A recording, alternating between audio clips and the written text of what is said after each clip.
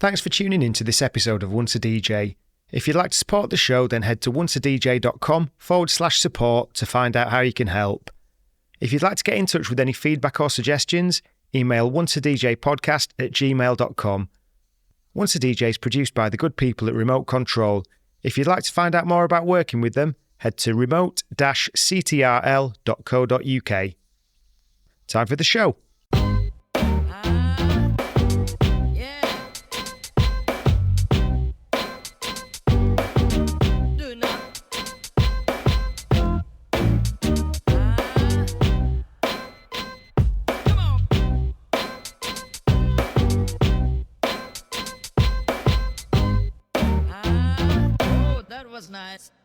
Once a DJ is brought to you with the support of Vinyl Underground Record Store.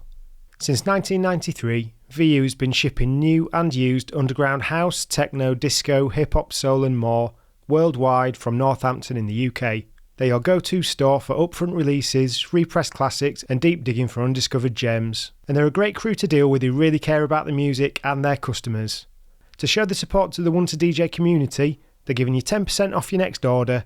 Just head to vinylunderground.co.uk and use the code ONCEADJ10 at checkout. You also get free UK delivery on all orders over £100. That's ONCEADJ10 at vinylunderground.co.uk. Welcome back to another episode of Once a DJ. Today we're here with resident DJ at Madison Square Garden for the New York Knicks and the New York Rangers, DJ Rumour. Thanks for coming on the show. Thanks, Adam. I appreciate you having me. How are you doing today? I'm doing well. Yeah, here in New York. Things are going well. Awesome. So, as we tend to do with most guests, let's just get into it. Let's get into your story. And if you want to tell us sort of where you got into DJing and music. Yeah, absolutely. So, born and raised in White Plains, New York, which is in Westchester County. So it's suburb of New York, of the city, just north of the Bronx. And so born and raised there, youngest of 5 kids. So I was influenced from a very early age from a lot of different music. My parents were they love the Beatles, they love Sinatra, jazz, like Dave Brubeck, stuff like that. And so they were into music, but then of course my siblings, my 3 brothers and my sister, they were older than me. Not only was I the youngest, but there was like an age gap even between me and the next oldest. So how big a gap? Oh, like 7.5 years between me and the next. Wow, okay. Yeah. So like 80s music from a very early age was huge. I mean, I love Prince. I love anything from that era. 80s new wave, like just it runs the gamut. I mean, Stevie Wonder, I loved it at an early age. And so I was learning about a lot of different music just from absorbing it from listening to tapes and CDs from my brothers and my sister's music collection. And then, of course, watching MTV, things like that. And then as I got older, it was like early 90s. Like I was probably like 9 years old. And one of my brothers in particular had Low End Theory, Tribe Called Quest. Oh. Yeah. So that was, I mean, I still remember hearing Excursions for the first time and just like right track 1, from there. And so that was very, it was so jazzy and funky. And obviously I was very young, but it made an impression. And I still feel it to this day, like just like what that was like to hear Tribe. And then that De La Soul, My Brother Loved Diggable Planets. Just a lot of New York-based, Pete Rock and CL Smooth, Heavy D, Nice and Smooth, a lot of that early 90s era, the golden era, as it were. Yeah, I feel like over here, I don't know that Diggable Planets get enough appreciation. Yeah. Oh, I listened to that all the time. My brother was a huge fan. Yeah, and it's funny because like that was pre-internet. Like you found out about things. You know what I mean? Like whether it was from one of his friends or what have you. I'm not sure, but yeah, you just kind of absorb it as you go along. Yeah, so like that was kind of like the early stages of me really getting into hip hop. But yeah, so as I got older, probably like 12 years old. That's when I was getting in. Yeah, that's when I bought Nas, Illmatic, and Biggie, and like all like the main, like that whole era of, whether it was, well, Mobb Deep, Gang Starr. I mean, that's, then eventually a little later Big L and stuff like that. Then I got into like underground hip hop in the late 90s, but I'll get to that. But yeah, so but this is all before I was even DJing. So I was just getting into the music as a fan. And can I just ask then, do you think that when you're living in the thick of the epicenter of kind of where it's from, do you think that music at that time resonates differently? Yes, I mean 100%. I mean, I was not in New York City itself, but I was very close. I mean, it's literally a 30-minute train ride. If you take the express train from White Plains, it's right there. It's like 20 minutes from the Bronx. I mean, and my parents are from the Bronx, and I had a lot of family growing up in the Bronx, and so there's a New York City connection in my family, like very deeply rooted. And I was going there all the time as a kid. Taking the train down with my parents or just me and my mom, and I just loved it. Like I mean, everything about the energy of the city, and so that translated very much so to being into so much of the music that was created there. So it made sense. I probably wasn't as aware of it at the time, being just during that time period, but in retrospect, for sure, it played a role. Yeah, so like I was getting into all that music, but again, simultaneously, I remember one of my really good friends, still a really good friend, was a rock, like 90s rock, alternative grunge fan. So he was into, whether it was Stone Temple Pilots and Nirvana and all that stuff, but even more avant-garde stuff. So I was absorbing stuff from him. I mean, I was more of a hip hop fan than rock, but I was still very much aware of that world. And R&B, I love 90s R&B, and so I was really, it was a great time. The 90s were really truly a great time. I mean, obviously that's when I grew up. I'm gonna say that, but that was really cool. And then eventually, when I was 15 in 1998, that's when I eventually bought turntables. Yeah. And vinyl. Do you think that because I'm what, a year older than you? And I feel the same about 90s music. I think there's so much amazing stuff. Like over here, it was, so say like late 90s, Britpop and indie were absolutely massive. Yes. The country was doing quite well economically as well. So there was this kind of all-around sort of good feeling, I think. Maybe that's just because of the age I was and you're starting to get disposable income and no responsibilities. Yeah. But, it does seem to me, I don't know if it's as well because there was just lots of money in the industry as well, that there was the opportunities for all this, like the profit margins on CDs and CD sales were huge. Maybe that was something to do with the sort of quality and the money that was spent on production and stuff like that. Yeah, no, I totally get that. I mean, the 90s were kind of that last era, I guess early 2000s a little bit, but of the traditional music industry, as it were. You know what I mean? Like, and how we consume music and those kind of things. Yeah, I guess what from my sort of point of view, it seems like happening, I might be wrong on this, is that maybe like the late 90s, early 2000s, the kind of pre-Napster era, that seemed to be like, and I need to watch that Napster documentary because it's supposed to be good, but it seems like at that point, like the advances that were thrown at hip-hop artists, sort of commercial, sort of rap artists and stuff at the time were huge. Like the money that was going around, sort of Bad Boy, Neptunes, that sort of world in particular, G-Unit. There was just so much money in rap at that time as well. Yeah, definitely. It was, and then of course there, like I was saying before about the underground hip hop, and that was kind of its own thing, and I was just such a huge fan of like the Raucous Records. Yeah. And Mos Def and Pharoah Monch. So like me and my friends were getting into that, but that was around the time when I started DJing. So once I bought turntables, and so it kind of went hand in hand, and in terms of loving that music, and then buying the 12-inch singles and getting into it in that way. So, being in kind of like a satellite of New York City, was it hard to start getting gigs and things like that, or like did you go into it, was the sort of access point through school sort of stuff, or like how did DJing sort of evolve?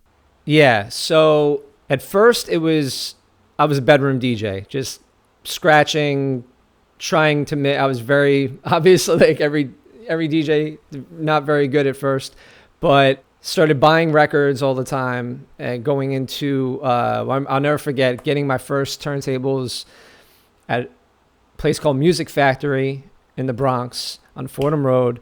And I still remember it like it was yesterday. It was like, I remember going down these steps and where they sold the equipment and the records. And it was just like a whole other world that I was like really excited about getting involved in. So from there, once I started buying the records, it was, again, I was really just trying to hone my craft and learn. And then eventually, I would do little parties here and there, local stuff, nothing crazy. And then, so eventually some of my first gigs were, but certainly kind of past that point, once I started at least getting a little bit better in terms of actually mixing, I got into the b-boy breakdancing scene. Right. So as a dancer, so I always loved to dance, like as a kid, but then I started getting into breaking, and I just got into the scene. We would go down to the city and go to battles and like this whole. It was an underground thing, and so that whole world definitely impacted my understanding of the samples and the funk and soul and disco and and jazz and rock, and whether it just runs the gamut, where that opens up a whole lane of different styles of music from the 50s, 60s, 70s, 80s, and a lot of avant-garde music. So that's what got me in heavily into, because of the b-boying scene, because they would dance to the break beats that emerged from that time in the Bronx, and that whole the classics. Jimmy Castor Bunch has just begun, Give It Up, Turn It Loose, James Brown, Apache, Incredible Bongo Band, plus like a whole bunch of other lesser known records. And so that was, and like I would watch VHS tapes of breaking battles from all over, from Cali and England. Actually, there were some ones from, I remember had a VHS tape from there. So that's what kind of propelled me into that world. And then I started actually DJing battles, like breakdancing competitions. Right. That's an interesting one. Because I DJ'd a couple of breaking battles probably around 2010-ish. Okay. And what I found with it is I was going to them, and my assumption was I would just be playing the classics, like you say, the Apaches, the Jimmy Castor Bunch, Babe Ruth, things like that. Yes. And when I came to the battles I played at, that stuff wasn't that well received. Okay. Like, it was to an extent, but those guys just wanted like really hard sort of 130 BPM sort of stuff. And it was, this kind of comes into something that I think is really interesting now about breaking, with it becoming an Olympic sport. Because we've talked on this with a couple of people about how it's kind of maybe shifted where people dance less to the music and more to the tempo. Yeah, I found it really hard to know how to DJ for B-boys. Like, were you good with the classics, or was it kind of evolving when you were doing it? Yeah, it was definitely, this is early this is like very early. I guess it was, by the time I started DJing some battles, it was like 2001, 2, around that era. So yeah, so the classics were very much still a part of the vibe that they wanted. And plus me being a b-boy, and I was always into like top rocking. I wasn't too much into like doing crazy acrobatic stuff. I couldn't do much of that, but I just loved the actual dancing. Like, so that lended itself very well in terms of just knowing those songs and trying to find, like, I remember LTD, Love to the World. I remember finding doubles of that, and it was I'm not sure if you know that record, but it's a great breaking record, and it has a break beat that you need doubles of, because you got to rock it back and forth. And so that kind of got me into finding those kind of records, and that eventually, I mean, that's still to this day, that whole vibe is still some of my favorite music to spin. Did it make you think about arrangement in a different way, do you think?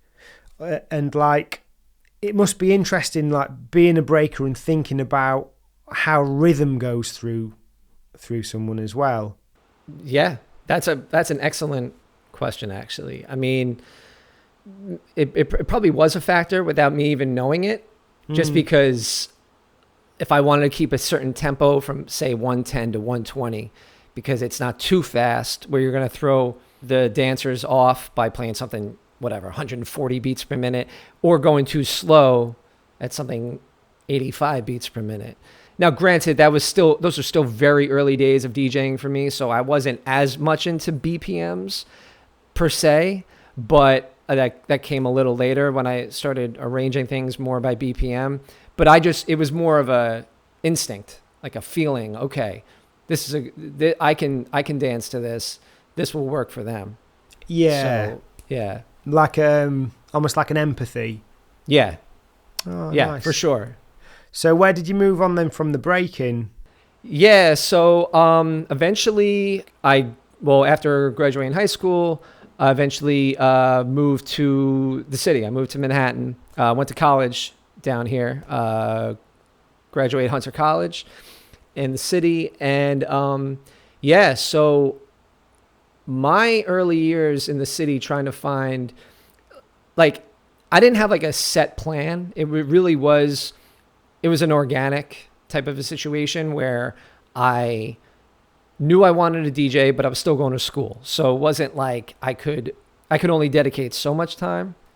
But as the years went on, well, relatively soon after moving in, but certainly by like 2004 and then definitely 2005 is when I, this is before social media and things like that. Like, I eventually just hit the ground and went to different venues and gave them mix CDs.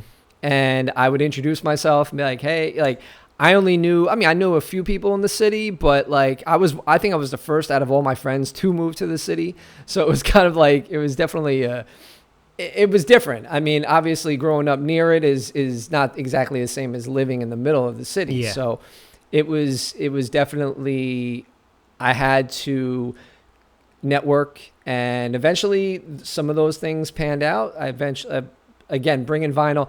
I was on the 5th floor of a walk-up, my first apartment, so I was lugging 3-4 crates of records up 5 flights of stairs. Wow. And yeah, in retrospect, I don't know how I did that, but I just did it.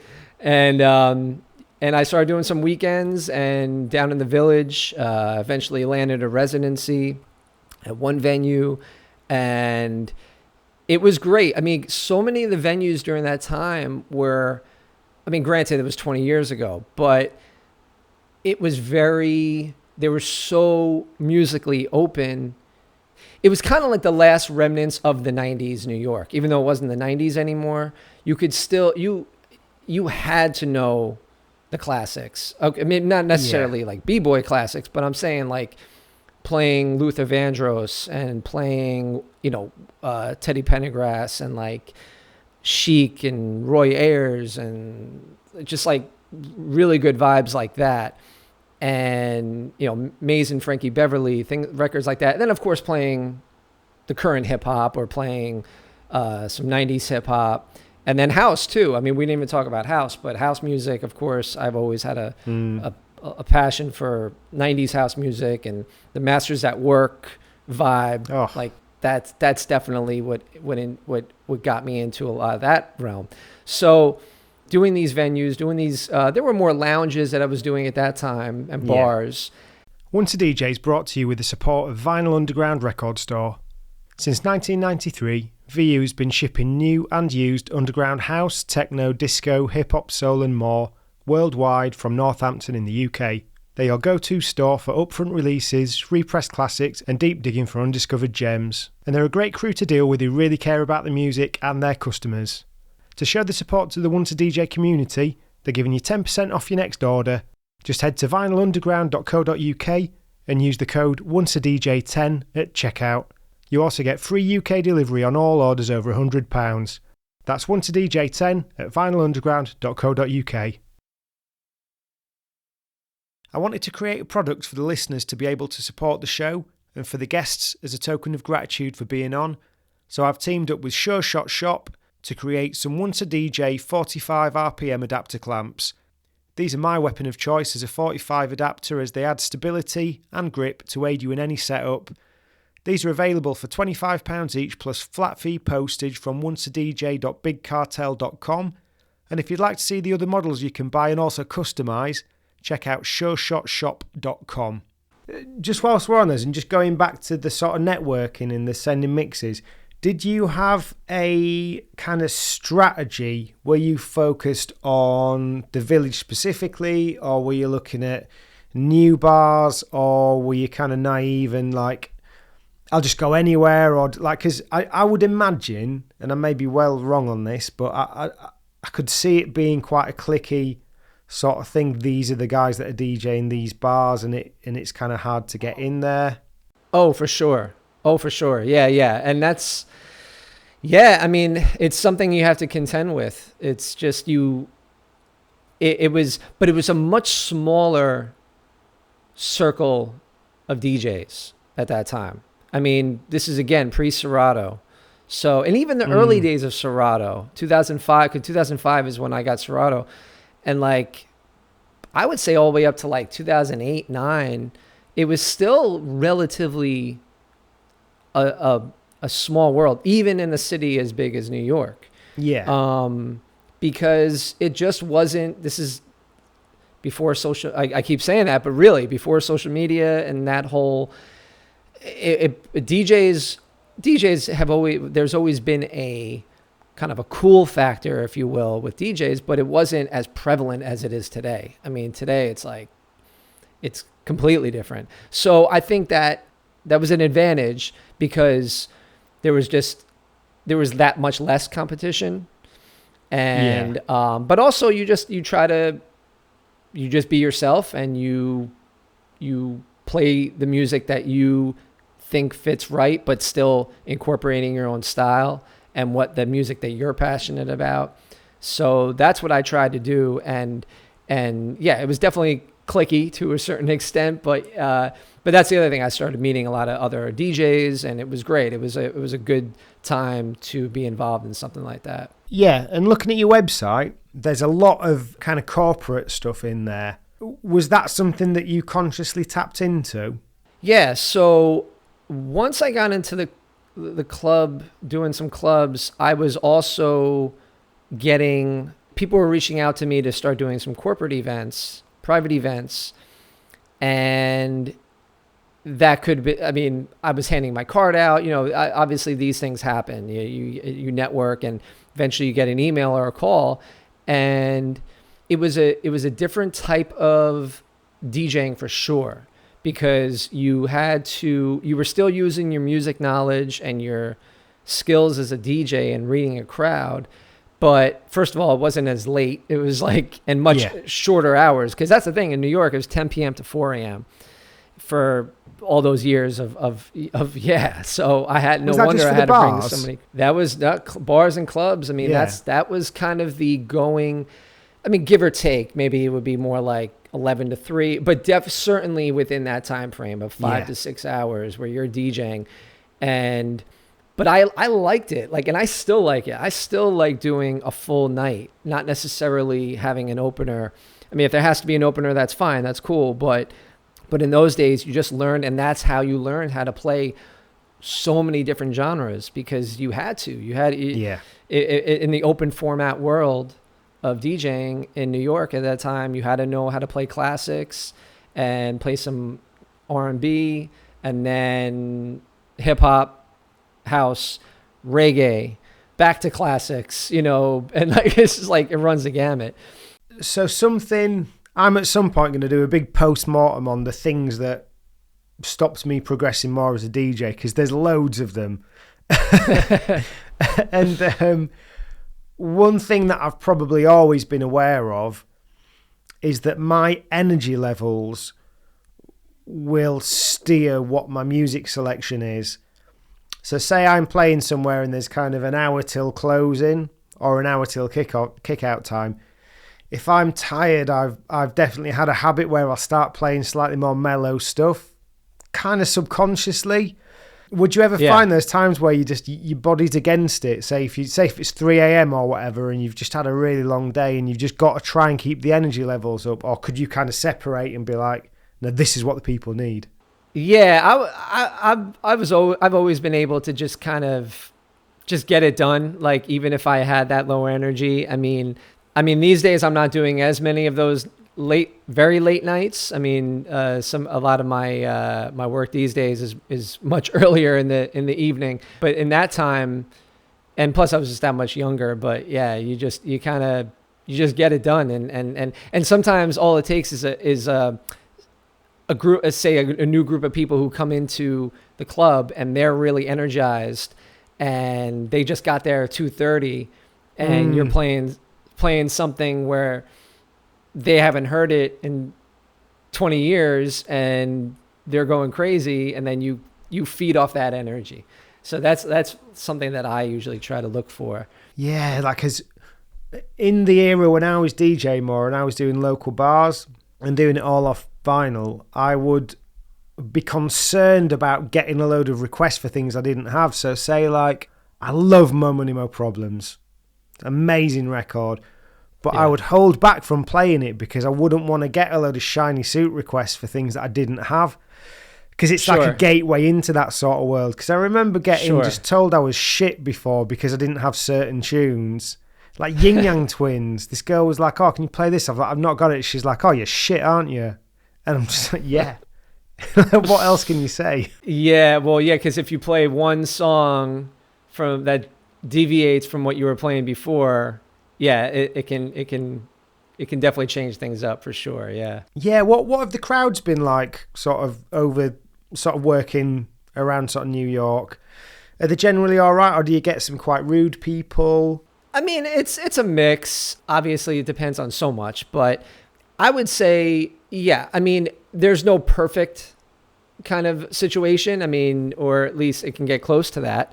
But you have to be ready for anything, whether it could be like the beginning of the night might be not going the way you want it, and all of a sudden it gets so much better. Kind of like what I was saying, whether it's a group of people who are really responding to the music in the way that you want everyone to, and that can change. And it can be infectious because then other people are getting into it as a result. And then the opposite can happen too. It starts out great, and then all of a sudden it kind of takes a nosedive. But you have to. That's part of the job, you know. Yeah, I remember. Yeah, when I used to DJ more, and every now and again you'd get a request for something really good, and if you had it, it'd just be like, oh, amazing. For me, it'd be like, oh, someone gets it. You know. Yes. Because sometimes you'd get quite a few horrendous sort of requests that just don't fit the mood at all. But then when you get the good ones, you're just like, yes. Yeah. Oh, no, definitely. And that's the thing you were asking about the corporate events. I mean, that's the really cool thing about a lot of those, because I was getting hired, and I still get hired to do a number of those kind of things because of the fact that I know how to play music that's not just the top 40, like not just predictable, whatever, like just cookie cutter kind of music.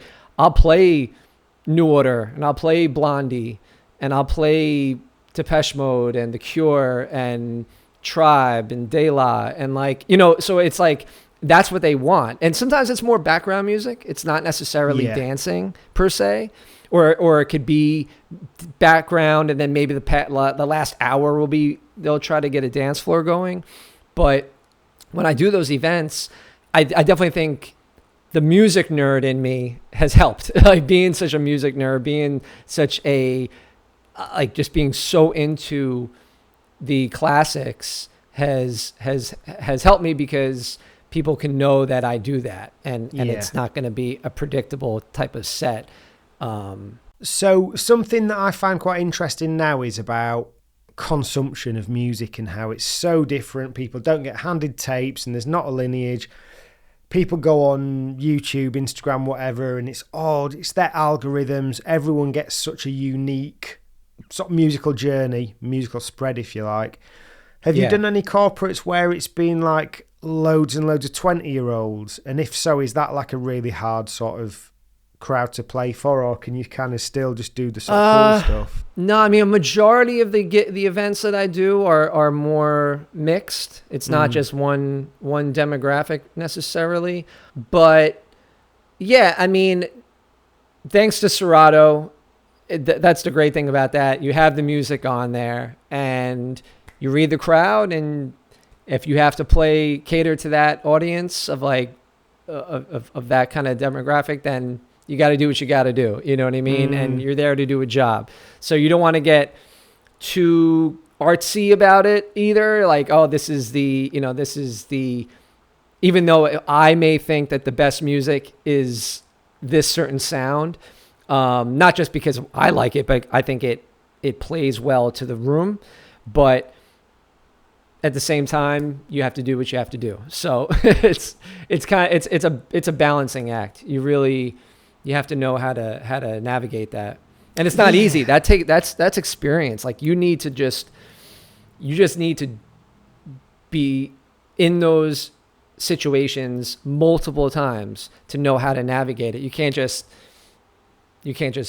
do it out of nowhere. Yeah, it's so my old boss in my last sort of office job, she used to say I was good at reading a room. And I wonder with that, it would just be like, even if I'm just on like a multiple person group sort of dialing phone call, like a conference call, I'd still kind of be able to gauge how much I could have a laugh with people and what tone I had to take and stuff like that. And I wonder if kind of part of that is coming from, you're in the middle of DJing somewhere, someone comes up and talks to you, and you've just got to immediately gauge where they're at and process. If they're coming to you with a request, you've got to process. Say if it's at a wedding, for example, you've got to kind of process and try and work out how important this request is.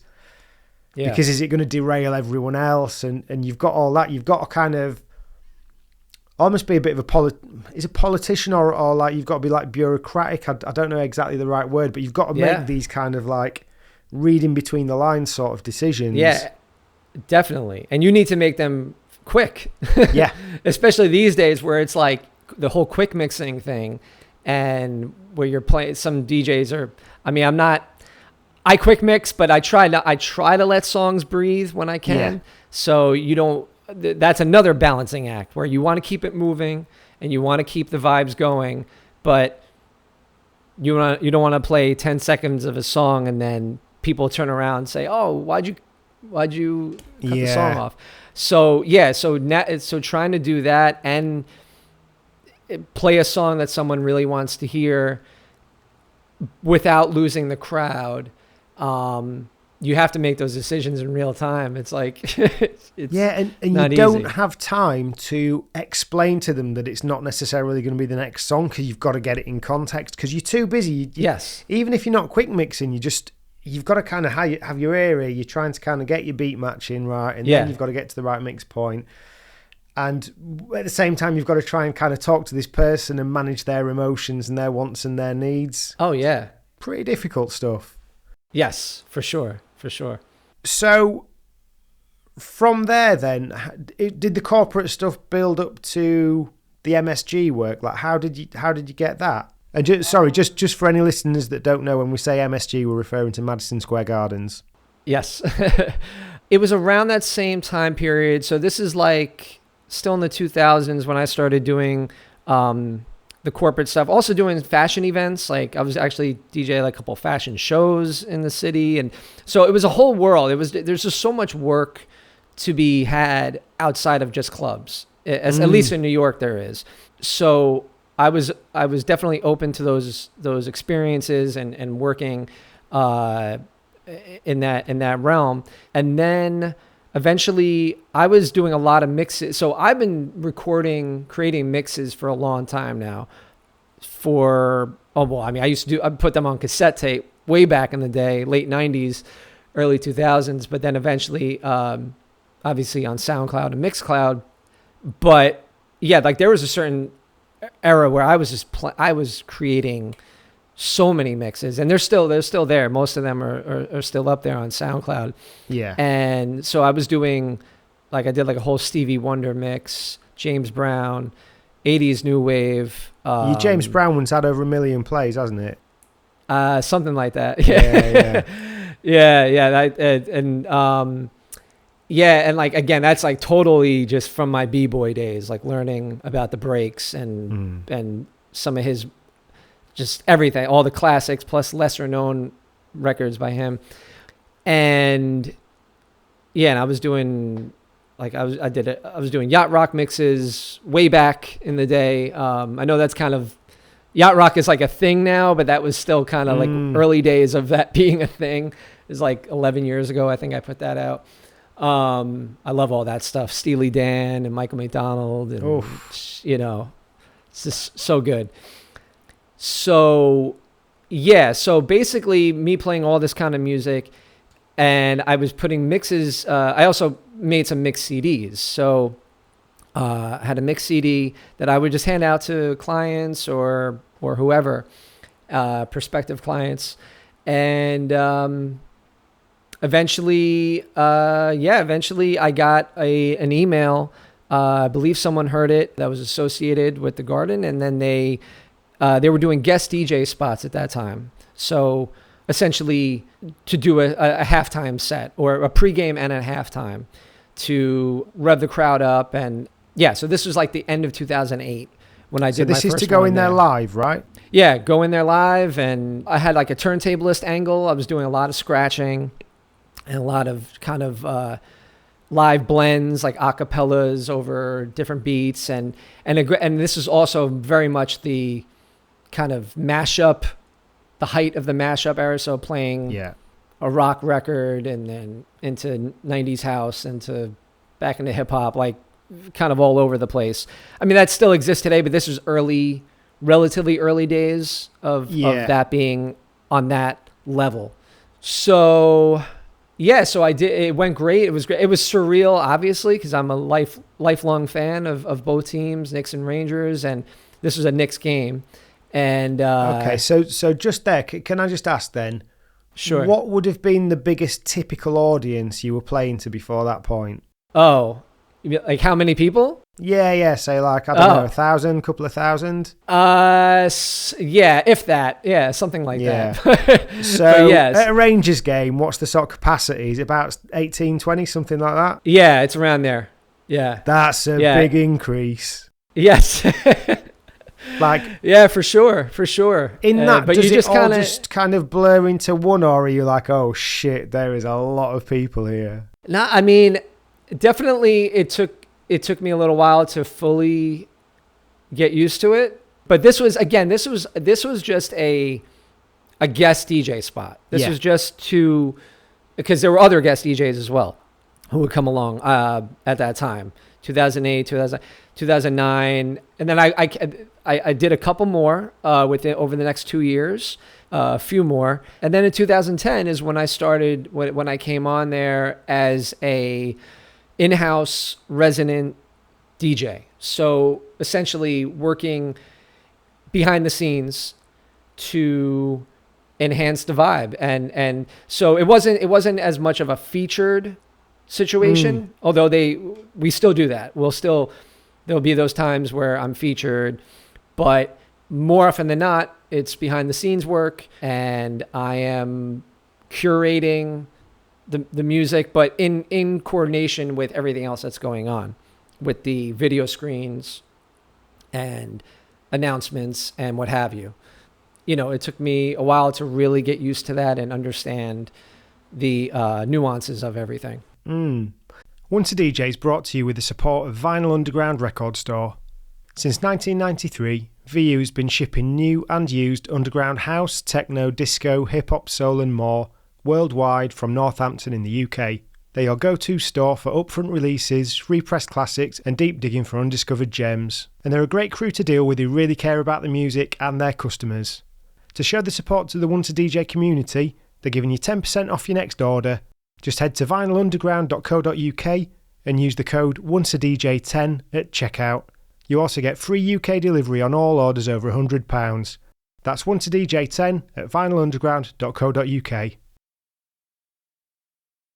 I wanted to create a product for the listeners to be able to support the show and for the guests as a token of gratitude for being on, so I've teamed up with Sure Shot Shop to create some Once a DJ 45 RPM adapter clamps. These are my weapon of choice as a 45 adapter, as they add stability and grip to aid you in any setup. These are available for £25 each plus flat fee postage from onceadj.bigcartel.com, and if you'd like to see the other models you can buy and also customise, check out sureshotshop.com. So are you programming the music then? And is that like part of a bigger team? Yeah, so it's a mixture of, like, when the doors open and I start DJing, that's just DJing. Like I'm spinning for half hour, 40 minutes.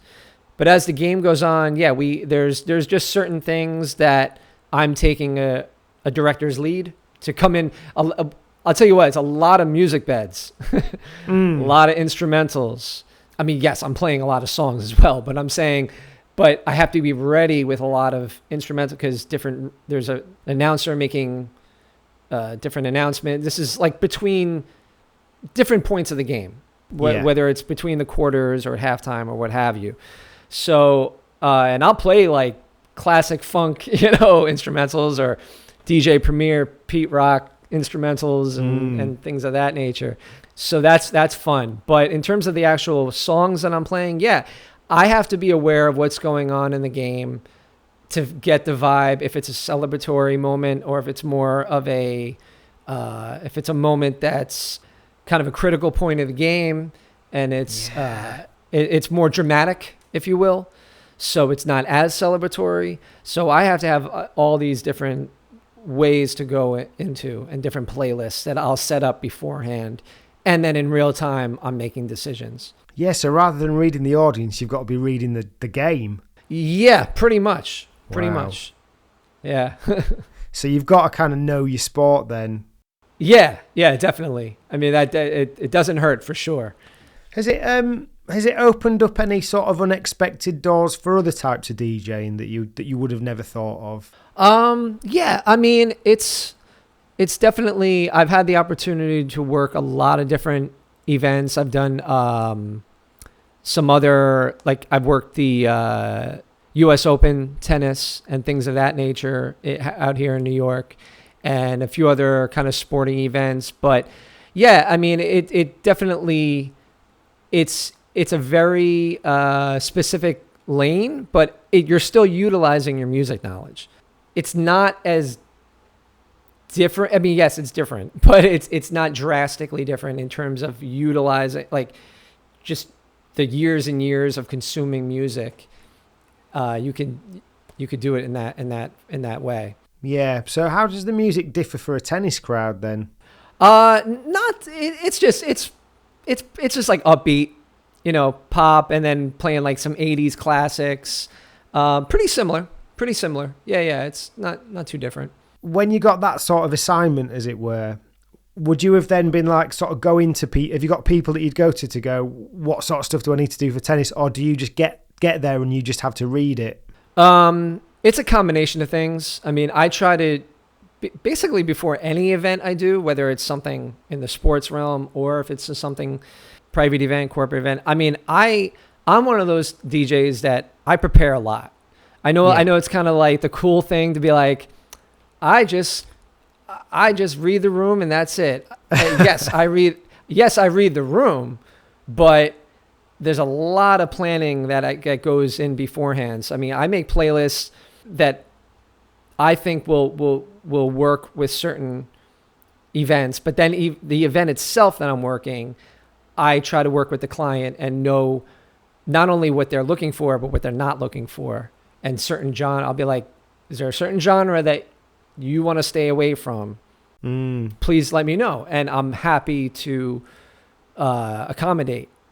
And it's I always like to have more information than less. And yes, it's still great to all of a sudden think of a song at the last while you're DJing in the middle of it, and oh my God, I never even thought that would work. That's great, and I will do that. But I still like to have a lot of things prepared, because that's just the way even in my vinyl days I was doing that. Like I was still getting a lot of records.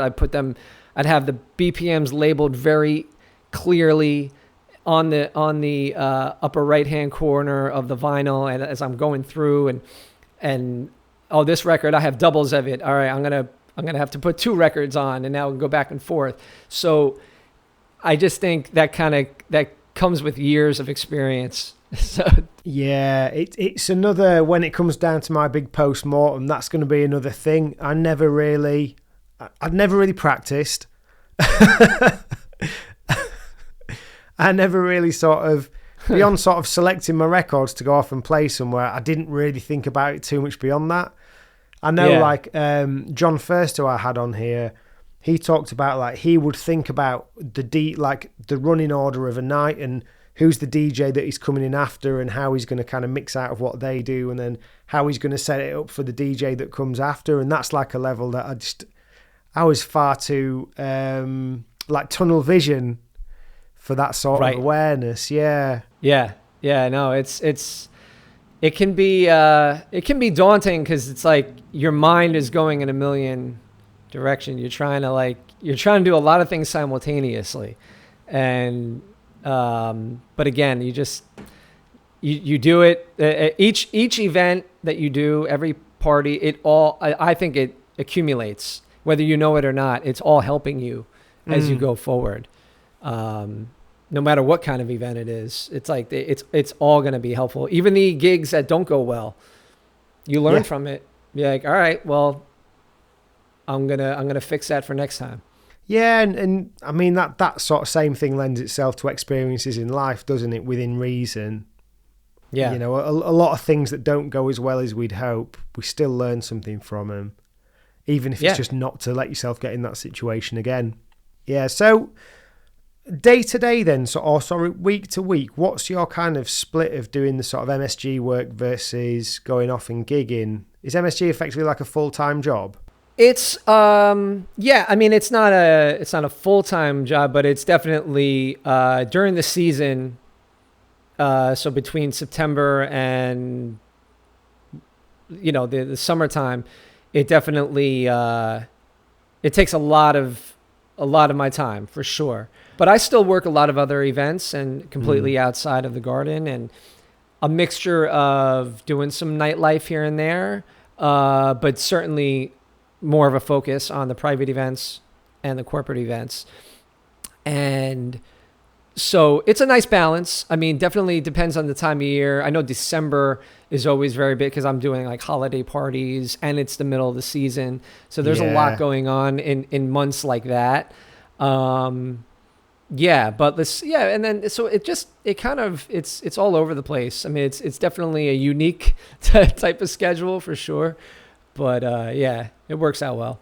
I guess it must be nice knowing that you've got that kind of summer break where you can just kind of, well, I don't know, unless you end up doing loads of sort of summer parties and festivals. Yeah, but just like having that break from that specific sort of side of DJing must be good.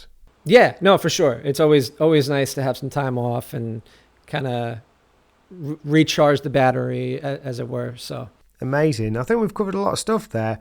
Have you got any one piece of key advice that might be something that people might not necessarily think of, which is a key to kind of operating as a full-time DJ around corporate and events and that sort of thing? Yeah, I would say to show up on time. It's the little things. You show up on time and being respectful and being courteous and responding to emails. I mean, this is all like non-music things, non-DJ things, but it goes a long way. And just being professional, that's kind of says it all, being professional.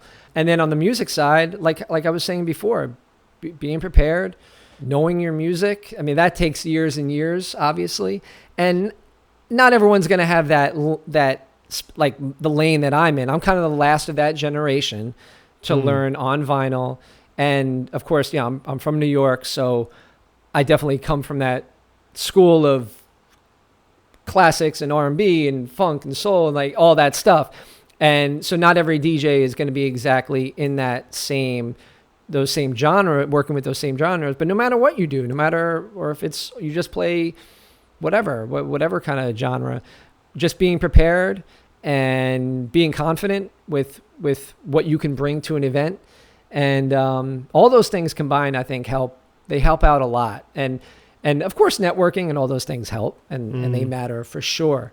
But it's one thing to network and meet people, but in order to keep working events and having multiple things going on, it's important to have some of those other things going too. Amazing. Where can people find you online? DJRumor.com, at DJ Rumor on Instagram, SoundCloud, Mixcloud, just search DJ Rumor, DJ RUMOR.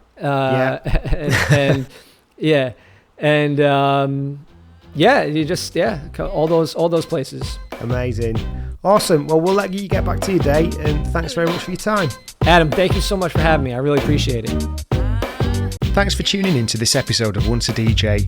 If you'd like to support the show, then head to onceadj.com/support to find out how you can help. If you'd like to get in touch with any feedback or suggestions, email onceadjpodcast@gmail.com. Once a DJ is produced by the good people at Remote Control. If you'd like to find out more about working with them, head to remote-ctrl.co.uk.